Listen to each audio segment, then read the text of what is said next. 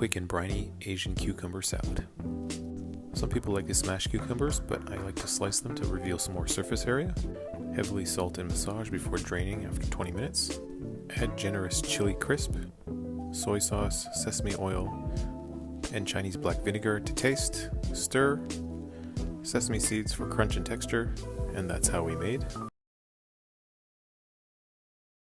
The other day I had some zucchini fritters at a local restaurant and they were so good, so I had to recreate them. Start by grating some green and yellow zucchini, then transfer to a bowl with a cheesecloth and wring out as much moisture as possible. Discard the liquid and then transfer back to the bowl. Grab some potatoes, peel the skin, and parboil 5 minutes, then run them through a food processor until you have a chunky texture like this. Add the chunky potato puree mixture to the grated zucchini along with some fresh parsley, onion powder, garlic powder, baking powder, flour, and some oil. Mix thoroughly with your hands and then start forming the little fritter bites. You could choose to air fry these or bake them, but I decided to fry them. I served them with a spicy lemon aioli, and that was it. Enjoy!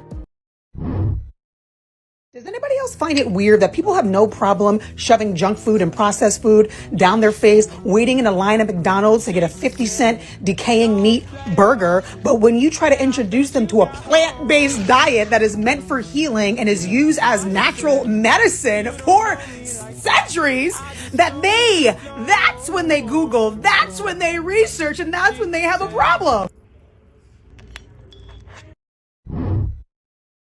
I'm in a new kitchen, new recipe. Let's make my crispy baked mushroom noodles. Cut your mushrooms in half, add them to a bowl, tamari, sesame oil, brown sugar, and mix. Transfer to a baking sheet, and we're gonna bake in the oven for a few minutes. Meanwhile, let's cook our noodles in some boiling water. I prefer soba noodles, whole wheat soba noodles. Next, I'm going to make a dressing. Peanut butter, soy sauce, sesame oil, some brown rice vinegar, and just a splash of water. All right, finishing touches, we're gonna add our noodles to a bowl. Our crispy baked mushrooms, fresh cucumber, toasted mixed nuts, spring onion, coriander, crushed chilies, and our peanut sauce. There's a lot going on in this dish, but I guarantee you it's delicious. I bet you didn't know that almost half of all the plastic in the Great Pacific Garbage Patch is fishing nets, so let's leave the fish in the ocean and try this vegan watermelon tuna. Sounds like it doesn't work, but honestly it's actually really good. Start by slicing a watermelon into chunks, then into a bowl with 2 tablespoons of teriyaki or soy sauce, 2 tablespoons of rice vinegar, and a couple of crushed nori sheets. This helps give it a good fishy flavour. Then let it sit in the fridge for about an hour, and then place the watermelon chunks on a baking tray and bake them at 180 degrees Celsius for half an hour. Let it cool and top with sesame seeds and sriracha mayo, and serve it with rice or in a poke bowl. My first few months of living in New York, I spent so much money at bagel shops just to get an everything bagel with tofu, scallion, cream cheese. Then I took a good look at my credit card statement and I realized I could save the additional $5 a day just by making my own tofu, scallion, cream cheese at home. And honestly, I like my version a lot better.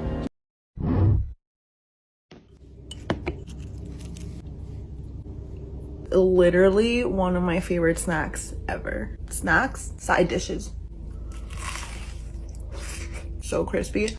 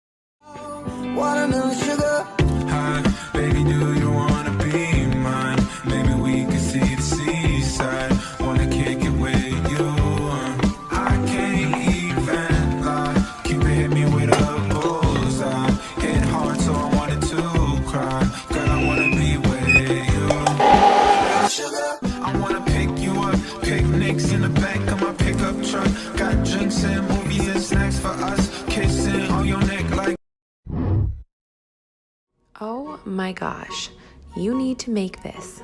Not only is this mushroom lentil walnut dip so good for you, it is quite literally the best thing I've eaten lately. And I gotta tell ya, I'm pretty confident that you'll love it too. It's so easy to prepare. You just cook your mushrooms, onions, lentils, and add them to a food processor with your roasted walnuts, parsley, soy sauce, red wine vinegar, salt, and pepper. Transfer to a dish and let the flavors come together in the fridge. Amazing. Today we're making a no-bake vegan coconut yogurt cheesecake. Start by making a simple no-bake crust with some medjool dates, walnuts, and sea salt. Pulse together until you have a sticky dough and then set it aside. Next, make your filling by blending together some cashews, vanilla extract, orange zest, lemon juice, coconut oil, maple syrup, and coconut yogurt until super smooth and creamy. Press your crust into a springform pan, then pour the filling over the top and freeze until firm. And that's it. Top with some of your favorite berries or coconut whipped cream and enjoy. If you love cheesecake but can't eat dairy or gluten, these vegan peanut butter cup cheesecake bars are for you. First, the chocolate brownie crust is made up of dates, almond flour, cocoa powder, maple syrup, and vanilla. Once it's blended into a dough that holds its shape, just press it firm into the bottom of a square baking dish. Now for the cheesecake, the base is made up of boiled cashews, which gives it that dense and creamy texture, while lemon provides that signature tang. Blend along with almond milk, maple syrup, and vanilla until smooth, and then add in tons of peanut butter and some coconut butter. You cannot taste it, but it adds so much creaminess. Scoop the batter onto the chocolate crust and spread it even before adding even more peanut butter. And feel free to sub in natural almond butter if you're not a fan of peanuts. Once it's swirled to your liking, freeze the bars for about 2 hours or until firm. Then just slice them into squares and top with vegan peanut butter cups, crushed peanuts, or more chocolate. They're so creamy you won't even know they're dairy-free. I have a complicated relationship with the Protein Bros, and the Protein Bros have a complicated relationship with me. That was me trying to tell them that a bowl of protein doesn't have to be a cow and a half. In fact, it can just be tempeh, corn, and edamame because soy is not going to make your man titties bigger. And that's been confirmed by Dr. Fauci. I mean, not really, but he's busy. And then douse it in sriracha, lime juice, use this Magic Bullet air fryer to get it crispy, and then it's all protein, no problems. This one weird ingredient is going to change the way you cook vegan chicken forever. These are soy curls. Soy curls are vegan protein strips made out of soy. To make a vegan chicken substitute, all you have to do is rehydrate them. I like to use a chicken flavored broth. Squeeze out the liquid and then just use it the same way you would chicken. You can deep fry it, you can bake it, you can put it in a stir fry. My favorite way to use it is to make KFC popcorn chicken, and it is so crispy. Can you do me a favor and just try it? Can you just grab one of these and one of these and just give it a shot? Because you know what? It might surprise you. It might actually shock you. And you just might love it. Trust me on this one. Just try it. Welcome to the first ever episode of Fuck That's Vegan, where we cook food that will make you say, fuck, that's vegan. On today's recipe, we're making some chicken wings. Obviously not your average. The star ingredient in this recipe is jackfruit. To get this started, I marinated up some jackfruit and then fried it off. Once you got some nice colour on it, hit it with some stock. And to be honest, at this point, it'd be really good for like a pie or something like that. Once your mixture's had time to cool down, stick it inside some rice paper. This is going to act like our chicken skin. After that, you want to pane it up. Now, pane is just a fancy word for saying breadcrumb. You need a little bit of milk, some breadcrumbs, and some flour. Fry that off like it's 420 and whoo-hoo, it should come out looking crazy. To finish it off, I hit it with a little bit of vegan mayo, some barbecue sauce, hot sauce, herbs, spices, lemon, and of course that smoke.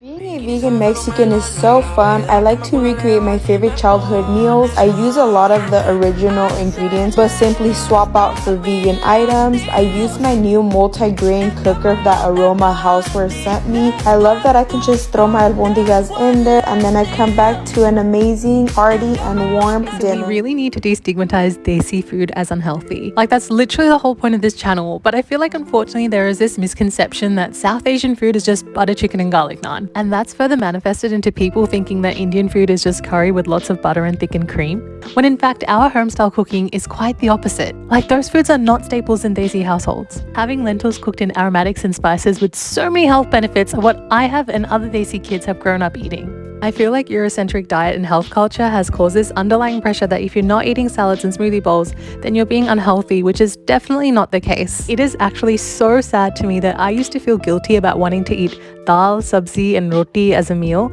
And if that's you right now, it is okay to start unlearning and decolonizing that mentality.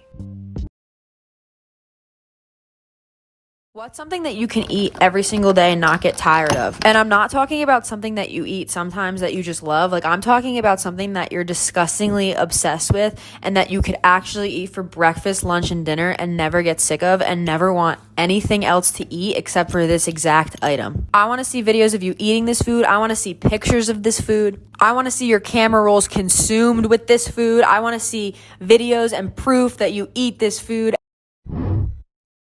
Stop throwing out your chickpea water. You gotta make this amazing chocolate pudding instead. Welcome back to episode 12 of Scrappy Cooking, where I take common food scraps and turn them into delicious recipes. Chickpea water, or aquafaba, is an amazing egg replacer and can be used in anything from meringues and baking to this delicious, healthy chocolate pudding. Whisk it until it triples in size and turns white and foamy, then add chocolate and sugar for the perfect pudding or mousse, which is why you should. Let's make these mini burrito wrap things that are stuffed with oyster mushrooms. One of my favorite mushrooms to work with, as they absorb so much flavor and the texture is just so meaty. By flattening them out, I get them a little crispy on one side and then flip them over. I season them with soy sauce, agave, garlic powder, cumin powder, smoked paprika, and dried cilantro. And just look at that glaze and texture. Set them aside, and let's not forget about that flavor that's stuck on the pan.